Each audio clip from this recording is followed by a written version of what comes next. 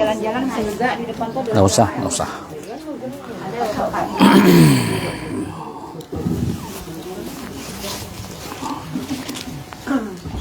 Kalau jalan-jalan kayak Pak Solmed semalam. Waduh.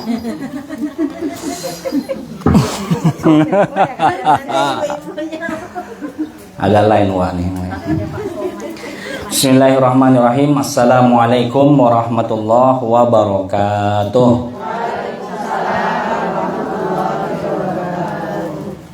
Izin minum dulu ya Bu. Nah, minum dulu sini. Iya. Sini, biar apa aja. Iya. Allah ilaha illallah. Ini agak loyo karena belum disunat nih. Nah, iya. Belum minum kah di rumah?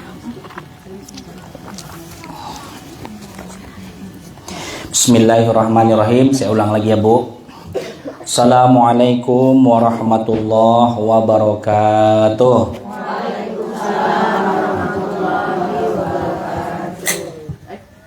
Alhamdulillahirabbil alamin. Alladzi arsala rasulahu bil huda wa dinil haqq liyudhhirahu 'alad dini kullih walau karihal kafirun.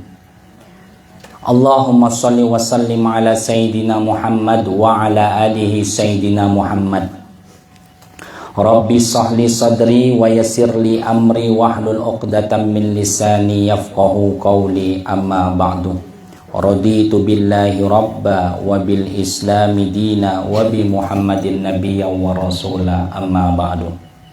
Yang sama-sama kita hormati Ahlul Bait, tuan rumah Bapak Haji Poniran dan Ibu Hajah Nursiah. Semoga tidak hanya tahun ini Ibu Haji ini ngadakan sunatan massal ya Bu. Kalau bisa makin tahun makin banyak yang ikut berpartisipasi dan makin banyak yang bisa dikhitan, sehingga kehadiran beliau bisa memberikan manfaat di masyarakat sekitar dalam hal agama. Amin ya robbal. Dan untuk ibu-ibu yang hadir pada saat ini, saya yakin ibu semua di sini pasti orang beriman dan orang baik. Bapak-bapak saya minta maaf tidak terlihat ya Pak. Saya tidak bisa jalan-jalan. Kalau Ustadz Solmed kemarin dia jalan-jalan Bu, karena beliau Ustadz terkenal. Kalau kita terkenal, beda sehuruf tapi beda nasib. Nah, makanya kita nggak jalan-jalan. Maklum faktor umur sudah tua, kaki sudah rapuh. Ya Bu. Umur saya sekarang 37 tahun Bu. Bayangkan, udah lama saya hidup di dunia ini. Mungkin ibu-ibu sini, ini yang ibu-ibu yang paling tua sini 17 tahun. Enggak, udah lama ya Bu, udah banyak. Ya, saya minta maaf ya Bu. Kita tidak lama-lama Ibu, kita sebentar saja. Sengaja saya bawa catatan karena ada beberapa dalil yang harus saya sampaikan. Dalil tidak boleh salah. Kalau salah nanti saya dosa. Kalau dosa Ibu masuk surga, saya masuk surga. Ya, janganlah neraka Bu. Udah capek nyocot, ngapalkan hadis, didoakan pula masuk neraka. Na'udzubillah, sunnah na'udzubillah. Kan kayak gitu biasa. Curhat dong mah. Ini nggak curhat dong mah. Oke ibu-ibu, langsung saja kita insya Allah sekitar 15 menit. Sebetulnya Bu, pengajian ini Bu banyak manfaatnya, tapi yang udah diulang-ulang sama alim ulama kita. Nggak ada yang baru di dunia ini Bu. Semua sudah diulang-ulang. Maka kata alim ulama, lancar kaji karena diulang. Enaknya makan karena dikunyah-kunyah Bu. Coba makan bakso nggak usah dikunyah wae. Langsung telan Wak. Saya rasa itu mata yang keluar tuh. Bakso bulat-bulat coba telan langsung. Jadi enaknya makanan kalau dikunyah-kunyah. Lancar kaji karena bisa diulang. Nih contoh nih. Ibu-ibu coba jawab dengan kompak. Berapa rukun Islam? 5. Saya ulangin, berapa rukun Islam? 5. Udah tahu. Berapa rukun iman? 6. Udah tahu apa yang kita bahas kalau gitu lagi? Jadi makanya saya yakin karena saking ibu-ibu sini ngadiri pengajian, karena tidak ada ijazah lah makanya ibu ndak dapat gelar. Bayangkan kalau setiap kajian ada ijazahnya. Saya yakin ibu-ibu di sini semua S3. S3 Bu. Tapi karena tidak ada ijazahnya, makanya kita tidak keluar gelar S3. Misalnya Mama Tami MA, Masya Allah. Apa itu MA? Mama anak, misalnya. Kalau enggak, mana Wawa nih? Bibi nih. Bibi mana? Bi Ani misalnya. Karena saking seringnya ikut kajian, Ci Ani SE, Masya Allah, sarjana ece-ece misalnya. Bukan, kalau sarjana ekonomi kan kita harus kuliah dulu. Gitu. Ibu yang dirahmati oleh Allah, kita ndak usah serius sekali, kita santai saja. Ini udah berlangsung 5 menit, tinggal ada 15 menit lagi. Karena Ibu, saya mau panjang mau pendek, insya Allah saya sudah cair. Ya, sudah cair. Jadi ya kita panjang-panjangkan pun Ibu kan punya aktivitas. Kita ndak usah kita panjang-panjang. Kita 15 menit saja. Nanti kalau terasa ibu-ibu nampak ada ngobrol sedikit, saya tutup nih, serius. Bagi saya ceramah, nampak saya ngobrol dikit, langsung saya tutup. Nah, jadi kalau bisa Ibu tolong mematung, perhatikan 15 menit saja saya minta. Oke? Yang iya, cocok. Sambil makan boleh, sambil minum boleh. Bapak-bapak nanti mau khitan boleh. Kalau mau tambah, kalau tidak ya sudah. Ibu yang dirahmati oleh Allah, wajiblah kita bersyukur kepada Allah yang mana Allah telah memberikan nikmat kepada kita sangat banyak. Nikmat yang sangat luas, nikmat yang tidak bertepi. Salah satu nikmat yang Allah berikan kepada kita untuk saat ini, ditutupkannya mata dan telinga kita pada yang gaib. Nah, kebanyakan Bu, kita ini pergi ke dukun minta tahu yang gaib. Mbah, tolong Mbah terawang jodoh anak saya panjang apa enggak. Jodoh apa ya? Dukunnya itu pun jomblo. Minta terawang supaya jodoh anak saya ini langgeng apa tidak. Mbah, tolong Mbah, usaha saya kira-kira lancar enggak ke depan. Sementara yang bernanya pakai mobil, yang ditanya rumahnya gubuk reot. Kayaknya enggak matching ya. Tapi itu keadaan kebanyakan kita kadang pengen sesuatu mengetahui yang gaib masa depan. Padahal yang gaib itu ranah Allah. Salah satu nikmat Allah, Allah memberikan keterbatasan mata dan telinga kita pada hal yang gaib. Kalau Allah bukakan, yakin Bu, ndak bakal enak hidup ini. Contoh yang biasanya mandikan mayat, siapa Ibu di sini yang bilal mayat perempuan? Bu Saniem. Andai Bu Saniem ini tembus matanya sampai siksa kubur, telinganya ini sampai mendengar jeritan kubur, saya yakin sambil mandikan orang nangis dia. Karena banyak di alam kubur, termasuk di jalur 7. Enggak, jalur 7 sini, di sono. Itu banyak yang kena siksa Bu. Kalau di sini insya Allah semuanya bagus. Semuanya mantap, semuanya dapat ridho Allah. Amin. Amin kan Bu, amin. Ya. Ibu amin aja payah. Udah ya. Itu Allah tutup mata dan telinga kita daripada yang gaib. Itu merupakan nikmat Allah yang paling besar. Andai Allah bukalah mata kita, mampu melihat isi hati seseorang, yakin Ibu pasti tidak damai. Di depan kadang kawan kita muji loh Mak, serius. Ya Allah makin cantik sekarang. Padahal mana ada umur makin tua makin cantik. Kan gitu berkawan kan. Ya Allah makin cantik misalnya.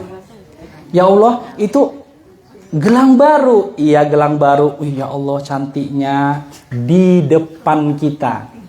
Andai Allah tembuskan mata kita, isi hati itu tahu kita, dalam hati pasti ngerunut. Hutang aja nggak kebayar kok. Wes tuku-tuku emas. Selekete kan gitu. Itu Bu. Tapi untung Allah tutup mata dan telinga kita dari sesuatu yang gaib, melihat hati seseorang. Makanya kita damai. Kalau sempat kita tahu isi hati seseorang, mungkin kalau ada kawan kita yang mati, kita tidak mau hadir. Karena berapa banyak kita yang berkawan, nampaknya di depan baik, di belakang menusuk. Itu banyak Bu. Kalau laki-laki insya Allah semua lurus. Lurus why? Ya, bukan. Ya, lurus. Lurus. Yang sering lain di depan dan lain di belakang adalah wanita. Tapi nggak di sini, Bu. Di sini semua baik. Itu di Manado. Di Manado. di mana-mana ada. Di sini enggak. Di sini semua baik-baik. Contoh nih Bu. Ada kita 5 sekawan nih. Nah, ada kita 5 sekawan nih, Bu Asih. Ya, ada kita 5 sekawan nih. Dengarkan Ibu, kita udah senam bareng nih, kita udah klop. Udah foto. Semuanya jelek, dia sendiri cantik, kira-kira dihapus nggak fotonya? Enggak. Yang kawan biarin jelek, yang penting aku cantik. Udah foto cantik-cantik, yang lain cantik, dia jelek, diupload apa enggak? Dihapus apa enggak? Pasti dihapus karena dia sendiri jelek. Yang lain bela cantik. Itulah kayak mana tuh fitnahnya wanita. Coba. Karena wanita bagaimanapun akrabnya, pasti ada potensi dia di belakang membicarakan kita. Yakinlah itu. Maka ibu-ibu sini saya kasih tips. Jangan pernah berkawan sama tukang gosip. Why? Kenapa? Karena ketika ibu pergi, ibu yang jadi topik selanjutnya. Nih, saya misal sama Bu Hajan Ursiah nih. Saya bilangin Ciani misalnya nih. Langsung sembarang lah saya bilangin Ciani. Nanti datang Ciani, aku pergi, aku lagi yang dibilang nanti sama Bu Haji. Itu fakta perempuan, Bu. Bukan kita jelek-jelekkan, tapi kalau sini bagus. Di sono. Di sini bagus, di sini baik semuanya. Amin ya robbal. Maka nikmat Allah tutup mata dan kuping kita dari sesuatu melihat yang gaib dan melihat isi hati seseorang, itu adalah nikmat terbesar. Jangan minta bukakan, Bu. Kalau sempat kita minta bukakan, ndak nikmat kita berumah tangga, ndak nikmat kita berkawan. Nih ibu lagi makan nih, terdengar siksaan kubur, sakit, setrika, aduh panas, punggungnya disetrika.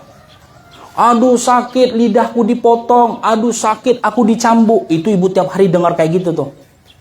Apa rasanya hidup nih? Nggak nyaman. Andai ibu tahu yang gaib, seperti mengetahui kematian ibu nanti ke depannya, pasti nggak nyaman. Misalnya Bu ini seminggu lagi mau mati, datang malaikat, ibu, insya Allah seminggu lagi ibu mati dan nggak bisa ditukar. Pergi malaikat, kira-kira dalam seminggu ibu nyaman nggak makan? Mungkin 3 hari mau jelang mati dan dirikan terata. Ya kan orang kan mau yasinan. Dek sini dek, yuk dek makan dek, ada sup makan yang paling enak. Abang nih gila kali, aku bentar lagi 3 hari lagi mau mati. Tolong ya bang, kalau aku mati, abang jangan nikah lagi. Nah, misalnya, kalau nikah aku cekek abang. Begitu enggak enaknya kita mengetahui sesuatu yang gaib, maka Allah tutup. Itu nikmat yang paling terbesar. Maka dari sekian banyak nikmat yang kita terima, salah satu nikmat yang paling bisa kita rasakan saat ini, tertutupnya mata dan telinga kita pada hal yang gaib. Jangan minta yang gaib itu dinampakkan, biar ditutup. Jangan pergi ke dukun, dukun tuh nggak tahu. Ibu mau pesta, panggil dukun, pawang hujan, usir hujan. Jangan percaya, nahan kencing aja dia nggak bisa. Ibu bisa nahan buang air kecil? Oh, nggak bisa, Bu. Lagi asik-asik kajian, apapun acara buang air kecil ke kamar mandi, Bu. Ini pula hujan mau ditahan sama dukun itu. Nggak mungkin. Maka nikmat yang paling terbesar ditutupnya mata dan kuping kita terhadap sesuatu yang gaib. Salawat berbahterakan salam. Tidak lupa pula kita hadiahkan kepada junjungan alam baginda Rasulullah Sallallahu Alaihi Wasallam dengan ucapan Allahumma sholli wa sallim ala Sayyidina Muhammad wa ala ali Sayyidina Muhammad. Ibu, jangan ibu sangka semakin dekat dengan Allah semakin sedikit cobaan. Enggak.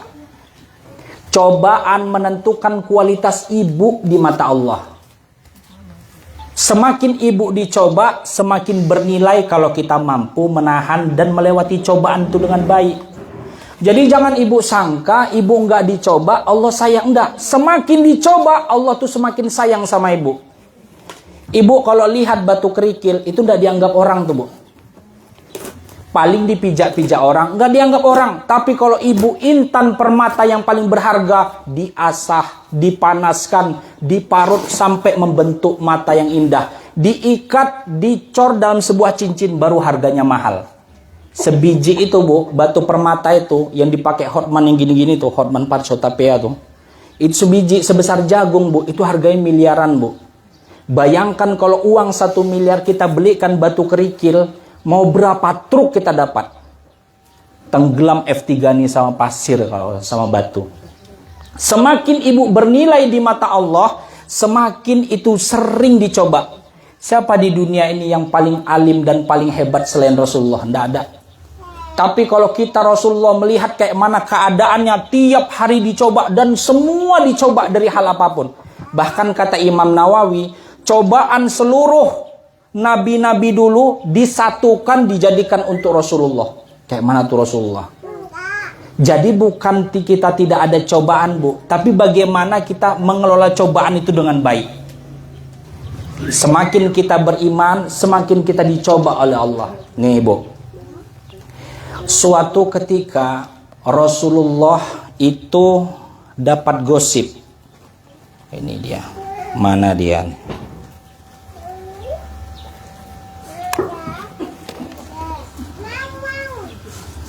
Namanya Safwan. Ibunda kita Aisyah radhiyallahu anhu itu pernah dapat gosip disebarkan ada oleh Abdullah bin Ubay bin Salul, yang mana ibunda kita digosipkan, ibunda Aisyah kita digosipkan dengan Safwan bahwa mereka telah berselingkuh. Bayangin ibu, waktu itu terjadi perang dan Rasulullah pulang dari medan perang. Tapi karena sibuk mengurus umat, ketinggalan istri. Nampak sama dia sampai Madinah, ndak nampak istri dia. Rupanya ibunda kita Aisyah itu lagi keliling di tenda, lagi cari kalungnya yang hilang. Maka Safwan tadi nampak yang terakhir kali datang, karena Safwan ini kan sop terakhir, memastikan orang tidak yang tertinggal. Begitu dilihat, wahai ibunda, apa yang ketinggalan? Ini aku cari kalung, ndak dapat, dicarilah sama mereka. Udah dicari sama mereka, rupa dapat sekitar jarak sejam kalung itu. Tapi karena Safwan ini bawa unta, maka ibunda kita Aisyah disuruh naik unta. Dia suruh di belakang, Safwan ini di depan. Jadi bukan goncengan berdua, sendiri dia. Safwannya jalan di depan, ibunda kita di belakang. Sampai di Madinah, nampak sama Abdullah bin Ubay bin Salul. Sama dia masuk Madinah 2 orang. Apa katanya? Coba kalian lihat ibunda kita. Padahal dia istri Rasulullah, tapi pergi pulang perang dan terlambat berdua pula tuh. Laki-laki perempuan dalam satu perjalanan di tengah gurun pasir, pulang berdua, belakangan kira-kira mereka ngapain? Nah itulah. Tersebar kemana-mana berita di Madinah. Sampai Rasulullah itu bu, sampai shock dia. Jangan sangka Rasulullah itu bu, ndak punya cinta bu. Punya cinta dia bu. Shock juga dia mendengar kabar kalau istrinya itu gosip di mana-mana kalau istrinya ada main mata dengan Safwan tadi. Diam Rasulullah. Sampai berita ini ke kuping Rasulullah, dipanggilnya istrinya. Sayangku sini. Duduk samping abang. Aku bertanya dengan jujur. Kau pulangkan terlambat kemarin berdua sama Safwan. Iya. Kau ada ngapain saja? Ya Allah bang. Abang tidak percaya sama aku. Aku nih bang tidak mungkin selingkuh. Abang loh lebih ganteng daripada dia. Abang nabi. Wahyu turun langsung ke kuping abang. Sementara dia sahabat, dia aja ikut abang. Tidak mungkin aku macam-macam. Ya tapi kan kalian pulang berdua. Iya nampak abang. Tapi aku nggak ada ngapa-ngapain bang. Dijawab sama Aisyah, diabadikan dalam surat Yusuf. Kalau tidak salah ayat 10. Apa dibilangnya? Sesungguhnya kesabaran ini amat manis buatku dan cukup Allah yang penolongku. Dipanggil sama Rasulullah Safwan. Safwan kemari dulu. Aku minta konfirmasi, duduk sini dulu. Safwan ceritakan sama aku kenapa kalian bisa pulang terlambat berdua. Tolong jujur sama aku, kata Rasulullah. Kata Safwan, ya Rasul, waktu Rasul sudah pulang duluan, ibunda kita ketinggalan. Dia keliling-keliling cari kalung. Begitu dapat kalungnya, baru kami pulang bareng. Kami nggak duduk berdua ya Rasul. Sengaja ibunda kita di belakang, saya ngawal di depan. Enggak kubiarkan ibunda kita di depan karena aku takut nampak lekuk tubuhnya. Dia di belakang, aku di depan. Itulah yang disebarkan sama masyarakat Madinah kalau aku ini ada main mata sama dia. Padahal tidak ada. Dijawab sama Allah, turun dalam surat An-Nur. kalau ibunda kita itu orang baik dan semua itu adalah kabar fitnah. Namanya hadithun ifki, hadis bohong. Andai ya Bu, kan Rasulullah itu sampai diam dia. Sampai Aisyah bertanya gini, ya Rasul tolong bela aku di depan orang. Karena aku sekarang ini kena fitnah kalau aku ini ada selingkuh sama Safwan. Kata Rasul, aku nggak mungkin bilang, aku nunggu perintah dari Allah, nunggu wahyu. Siapa yang benar, siapa yang salah, nanti Allah ngasih tahu. Kalau ibu-ibu nih, dapat kabar suaminya main sama orang lain, apa perasaan kita Bu? Waduh, mungkin, bukan kasihkan Wak. Kadang kita langsung dipanggil, bang sini dulu bang, duduk sini. Abang jujur, langsung sambil ngasah parang, abang jujur. Siapa janda F4 yang abang kasih namanya itu? Di situ abang tulis namanya tukang gas. Tapi ku telepon kok suaranya perempuan. Coba. Begitulah kita mengelola konflik yang datang kepada kita. Kurang begitu sabar. Tapi Rasulullah dapat konflik kayak gitu, tapi dia memilih diam dan nunggu wahyu dari Allah. Mungkin kalau ada masalah di rumah tangga ibu ndak curhat ke media sosial, Allah langsung yang memberikan jalan keluar sama ibu. Maka seluruh kehidupan Rasulullah merupakan bagian yang wajib kita contoh. Apapun masalah, Rasulullah ada masalah Bu, maka Rasulullah contoh teladan bagi kita. Tidak ada kalimat yang paling pantas untuk kita kecuali kalimat mengucapkan sholawat, bentuk kalau kita ini umatnya Rasulullah. Coba ibu-ibu sama-sama kita baca sholawat. Allahumma sholli wa sallim ala Sayyidina Muhammad wa ala alihi Sayyidina Muhammad. Semoga ibu-ibu yang hadir di sini, yang mendengar di media sosial, mendapatkan berkah dan mendapatkan syafaat dari sholawat. Amin ya robbal alamin. Ibu yang dirahmati oleh Allah, ini udah 20 menit. 5 menit lagi ya Bu, 5 menit lagi. Karena ibu ada aktivitas, saya pun sudah mulai capek. Sabar ya Bu, bismillahirrahmanirrahim. Izin minum dulu Bu. Ibu yang dirahmati oleh Allah, hampir setiap amalan di dunia itu Allah bilang balasannya. Kita ini Bu bergerak karena balasan. Kalau tidak ada balasan pasti kita nggak mau bergerak. Ibu melayanin suami karena pengen ada balasan, suami cari nafkah. Nafkahnya dikasih ke ibu, makanya ibu nikah.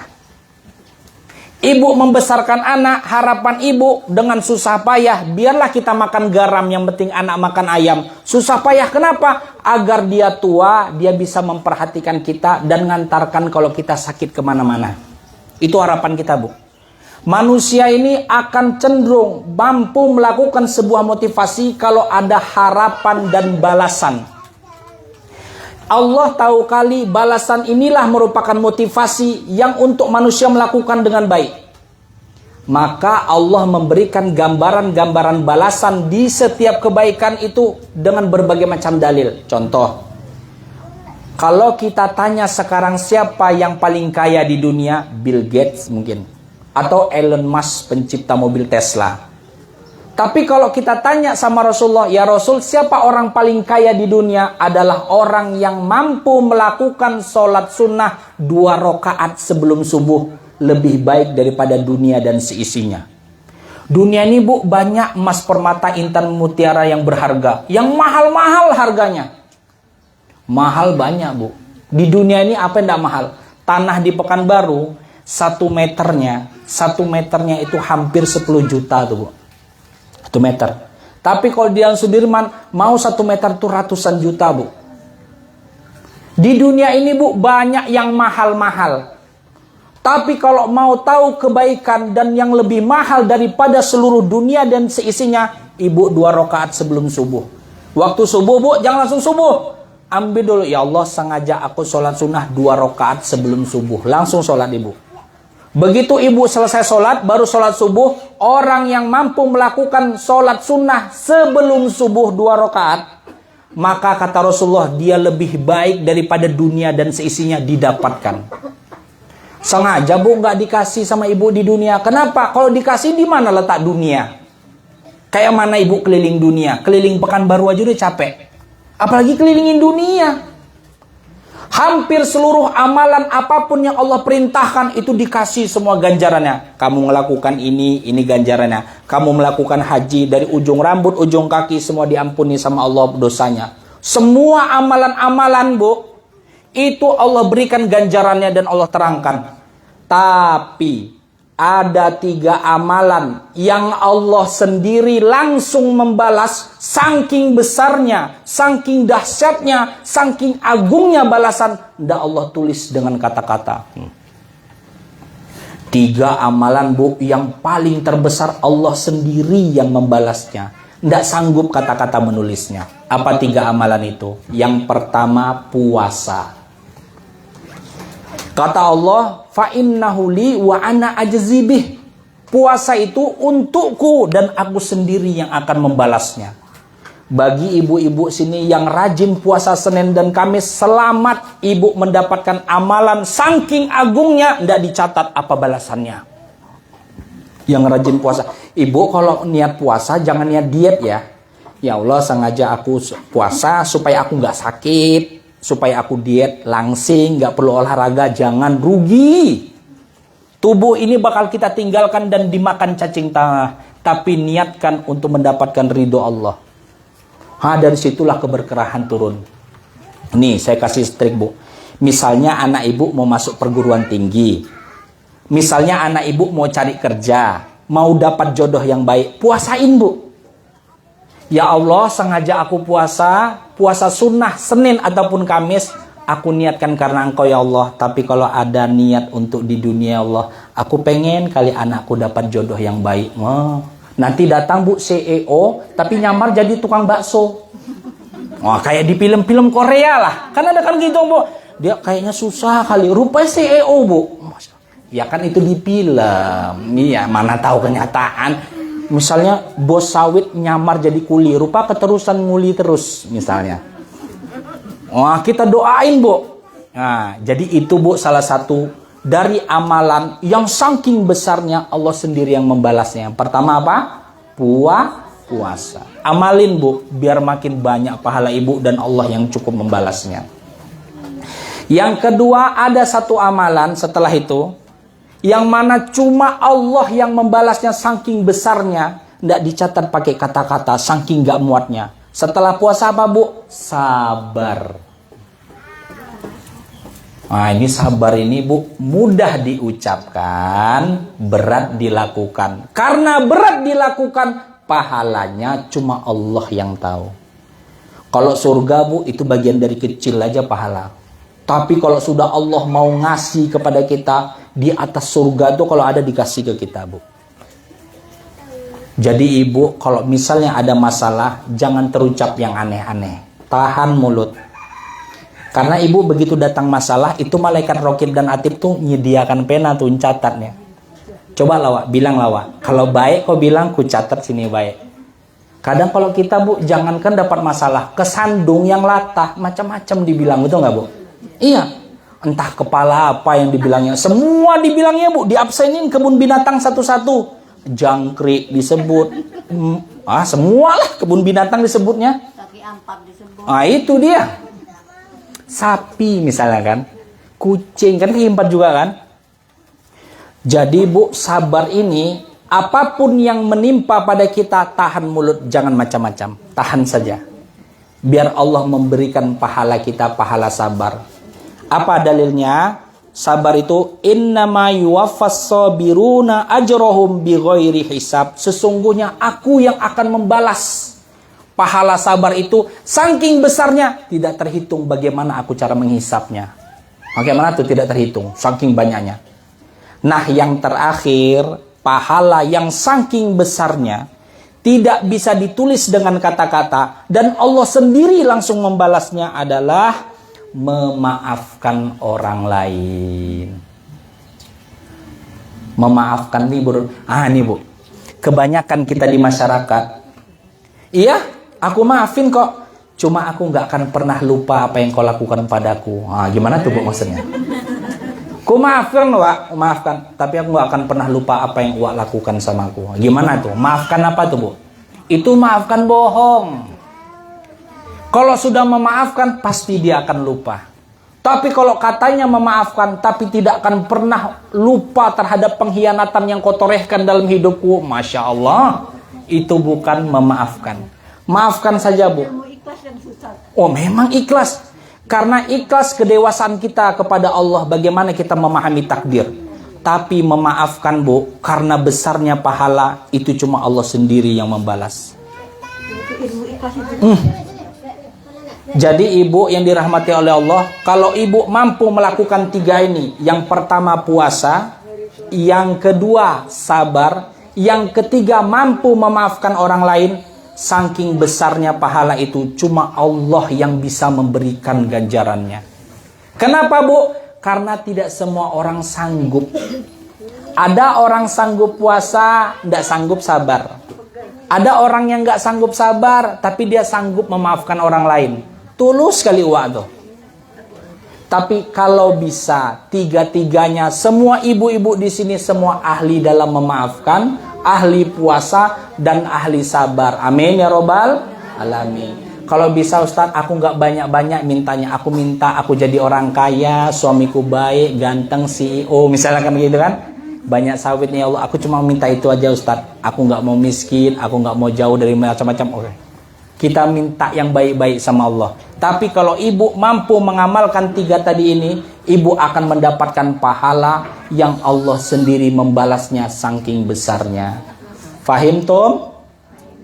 Ibu faham? Faham Ibu? Alhamdulillah. Ya. Hah? Ada yang menanya katanya nanti sebentar Iya. dikasih. Oke sip. Pertanyaan tidak banyak-banyak ya Bu. Pertanyaan cukup 2. 1 orang 1 tambah 1 orang lagi. Oke. Yang terakhir ibuku sayang, dengarkan. Sabar dulu. Ibuku sayang, dengarkan. Yang terakhir kali, hari ini anak-anak kita khitanan. Dalam rangka khitanan. Khitanan ini Bu, penanda anak kita akan jadi dewasa. Makanya yang khitan itu orang anak-anak Bu. Nggak pernah bapak-bapak. Ya. Kecuali dia masuk Islam. Ada yang nyeloteh, Ustaz, kalau aku udah di khitan, masa di khitan lagi? Hilang dong, katanya. Jadi khitanan ini anak-anak, penanda anak kita bakal dewasa. Maka ibuku yang terhormat, yang kusayangin, ketika anak kita dewasa, yang perlu ibu sadari, yang pertama, anak kita punya pemikiran tersendiri. Maka jangan pernah memaksakan pemikiran kita untuk anak. Kalau enggak, dia nanti enggak mau jujur dan enggak mau terbuka sama ibu. Yakinlah, pasti dia sembunyi-sembunyi. Yang kedua, anak kita bakal menempuh kehidupan yang lebih panjang daripada kita. Maka jangan pernah bosan dalam mendoakannya. Doakan aja Bu. Meskipun kita sakit dengan sikap anak kita, doakan saja anak kita baik-baik. Orang tua mana yang mampu melihat anaknya susah? Tidak ada. Melihat anak sengsara, tidak ada. Meskipun anak kita kurang dewasa dalam bersikap sama kita, doakan. Ya Allah, kalau anakku baik, pertahankan kebaikannya ya Allah. Kalau anakku buruk sekarang ya Allah, bolak-balik kasus sama polisi, tolong ya Allah sadarkan dia. Karena bagaimanapun dia anakku dan darah dagingku. Itulah ketika anak kita beranjak dewasa. Maka sunat ini kalau diteliti, bukan hanya proses dari seseorang menuju dewasa, tapi sunat bermanfaat bagi kesehatan. Bagi kesehatan pria. Kalau kesehatannya itu tanya sama dokter, apa saja manfaatnya. Tapi yang jelas dari segi agama, anak kita ketika telah sunat khitan, itu penanda anak kita dewasa. Ketika anak kita dewasa, jangan pernah memaksakan kehendak kita. Kalau kita paksakan, maka anak bukan jadi kawan, tapi jadi musuh kita. Mungkin itu saja yang dapat saya sampaikan. Oke Ibu-Ibu, ada pertanyaan? Kalau nggak ada, kita tutup sampai sini. Siapa ada nanya? Oh, puasa 1 Muharram itu ada. Puasa 1 Muharram, kalau puasa dan 1 Muharram, saya lihat dalam hadis, belum saya temui. Mungkin ada, cuma hadis belum saya temui Bu. Kalau saya temui, saya bilang. Saya tidak mau membilang sesuatu kalau belum ada dalilnya. Ada mungkin dalilnya, cuma saya belum membaca. Kalau belum baca kan saya bilang Bu. Tapi kalau sudah saya membaca, saya bilang. Karena saya paling takut berfatwa Bu. Kenapa paling takut berfatwa? Karena nanti orang dapat pahala, saya dapat. Itu kalau salah fatwa. Kalau untuk puasa 1 Muharram, kemungkinan mungkin ada. Tapi saya belum membacanya. Apalagi Wai? Maksudku gini, ada kan kita sering puasa ya kan? Tapi kan ada yang bilang masalah sahur. Apakah itu mau subuh ataukah siap maghrib nanti sampai gitu? Karena kita dulu gitu ya Kak? Enggak masalah. Oh, ini mau niat puasa? Iya. Maksudnya itu. Niat puasa Ibu boleh dari waktu sahur, boleh ketika isya, boleh ketika pagi. Misalnya Ibu nih nggak makan nih, belum makan ya, tiba-tiba udah pagi. Ini kan puasa. Niat puasa. Niat puasa boleh kapan saja selama makanan belum, selama minum belum masuk. Makan belum masuk, minum belum masuk, kapan saja niat silahkan. Tapi afdolnya ketika kita sahur kita berniat. Sebab kenapa? Karena ada kebaikan dari sahur. Ibu, sahur itu bukan untuk kenyang. Sahur itu cari berkah. Jadi cukup 1 gelas air dan 1 butir kurma udah cukup. Ibu niatkan Bu supaya kuat. Kalau enggak akan kuat-kuat. Satu lagi Bang. Nah iya. Tadi apa yang sunat qobliyah subuh? Ya. Sunat fajar. Iya, sama Ibu. Sama dua-duanya. Yang penting niatkan qobliyah subuh saja. Karena sebelum subuh itu. Sholat fajar boleh. Kalau sunat fajar nggak dibawa nggak apa-apa. Nggak masalah. Nah, sama-sama. Kalau Ibu mau baik, mau bagus. Ibu di sini siapa yang pernah umroh? Udah ada? Ada. Oke. Semua udah umroh. Udah haji? Belum. Nih, saya kasih tahu Ibu. Ini clue nih. Orang yang mampu mengamalkan satu amalan ini sama pahalanya seperti haji dan umroh secara sempurna. 3 kali Rasulullah bilang. Apa amalan itu Bu? Yang pertama Ibu ke masjid. Ini khusus hari Jumat ya. Kapan Ibu libur? Ke masjid. Waktu subuh, sholat jamaah. Begitu selesai sholat jamaah, Ibu jangan pulang sampai matahari terbenam. Itu masjid kita kalau sudah waktu suruk udah ada. Udah waktu itu duha tuh udah ada, itu bunyi Bu. Tip, tip, tip. Sholat sunnah Ibu. 4 rakaat. Pertama sholat subuh berjamaah. Siap itu menjelang sholat subuh, Ibu jangan teleponan, jangan gosip, jangan. Pokoknya baca. Kalau Ibu malas membaca, duduk, diam, ngantuk, tidur. Subhanallah, subhanallah, sampai hilang kesadaran. Kalau Ibu malas zikir, diam aja. Nanti hidup alarm masjid, langsung Ibu sholat sunnah 4 rakaat, 2 salam, 2 salam. Niatkan duha. Ya Allah, sengaja aku sholat duha 2 rakaat karena Engkau. Sholat, udah salam 2 rakaat, pindah geser tempat duduk. Karena semakin banyak Ibu menggeser tempat duduk, semakin banyak saksi di hadapan Allah nanti kalau Ibu sholat di situ. Geser sedikit saja, tambah lagi 2 lagi. Begitu 2 langsung Ibu pulang. Kata Rasulullah, barang siapa yang melakukan sholat subuh berjamaah di masjid dan dia menunggu sampai waktu suruk, sampai waktu duha, baru dia sholat 4 rakaat, baginya pahala haji dan umroh secara sempurna. Jadi Ibu yang tidak punya duit, jangan bermimpi untuk ke sana, karena ke sana tuh mahal Bu, serius. Cukup kita ngamalkan itu, nanti Ibu Asih terkejut di akhirat. Ya Allah, kok banyak kali lah pahala haji dan umrohku. Padahal aku nggak pernah ke tanah suci. Rupanya itu amalannya. Sholat sunnah, duha di masjid setelah subuh. Kalau sholat wajibnya di rumah, tapi melakukan suruh juga. Bagus, tapi dalam hadis saya temui kita di masjid. Kalau di musola, Mas, Pak. Sama. Intinya kita berjamaah. Masjid kan jauh. Di musolah boleh, karena musolah bagian dari masjid. Perbedaan musolah sama masjid, masjid ada khutbah Jumat, musolah tidak ada. Cuma itu aja bedanya. Di rumah, kan di musola tuh berjamaah. Terus kan nggak mungkin di musola ada laki-laki sendirian kan? Ya, nggak akan diganggu Ci, tenang aja. Nggak diganggu. Ya enggak apa-apa. Lewatnya katanya kalau perempuan. Betul. Yang diwujudkan itu laki-laki, kalau perempuan banyak mudarat. Kalau misalnya kita sholat wajibnya kita di masjid, sholat subuh ya, suruknya di rumah, dalam hadis tidak tertera di situ. Saya bilang saja sesuai dengan apa yang saya baca, karena saya khawatir saya di hadapan Allah nanti ditanya. Tapi kalau Ibu mampu menahan sholat subuh dulu, jamaah, siap itu ibu jangan pulang. Zikir, insya Allah orang masjid baik-baik kok. Dan orang masjid yang tinggal di masjid itu bu, Cik, itu ndak ada ngajak ngobrol Cik. Sibuk sendiri Cik. Yang laki-laki sana sibuk, yang sini semua sibuk, nggak akan ada ngobrol. Kalau subuh ya. Kenapa? Karena orang yang bisa sholat subuh di masjid secara berjamaah, itu Allah jamin di dirinya ndak ada sifat kemunafikan. Karena sholat yang paling berat bagi orang munafik adalah sholat subuh. Makanya kalau ibu bangun di subuh hari, udaranya pasti segar.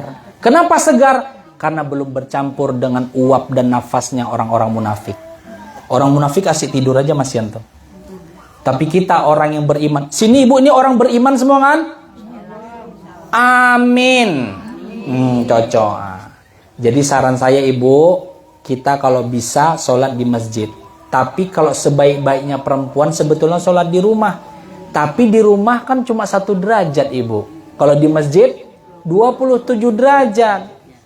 Kerjaannya sama, besarnya pahala besaran di masjid. Ya rugilah bu.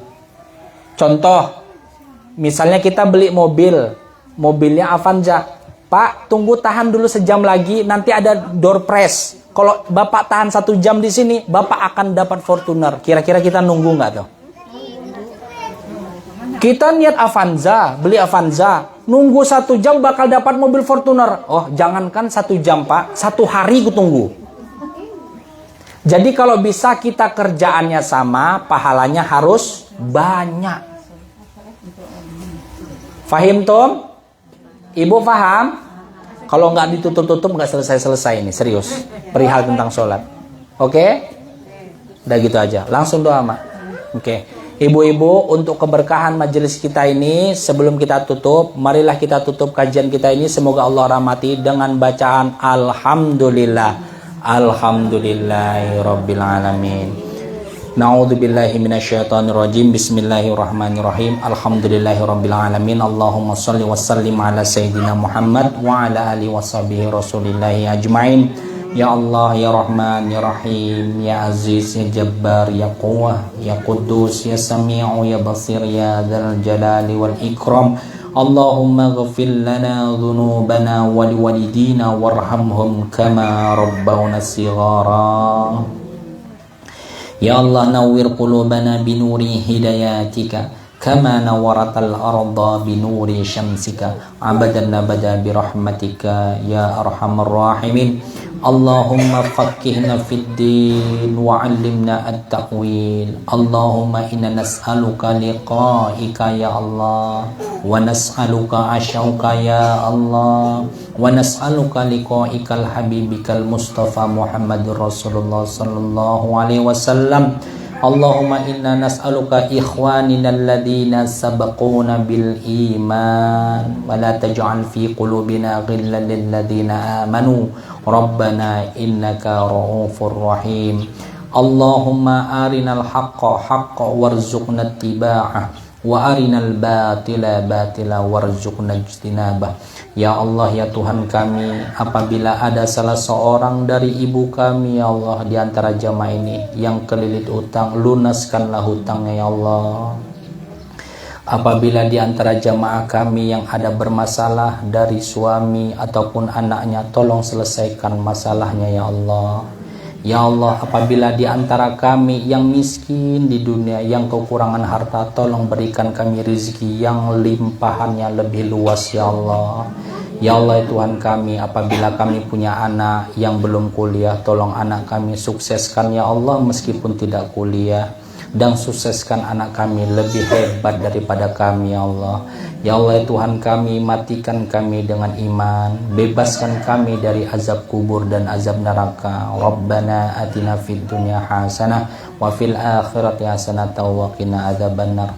Ya Allah, ya Tuhan kami, orang tua kami yang telah meninggal, ampunkanlah dosa mereka ya Allah. Maafkanlah segala kesalahan ya Allah, dan tempatkan mereka dengan surga dan tempat yang paling tinggi berjejer dengan Nabi. Amin ya rabbal alamin. Wallahu a'lam bishawab. Walhamdulillahi rabbil alamin. Ala hadiniya wal kulli niyatis salihah. Al-Fatihah.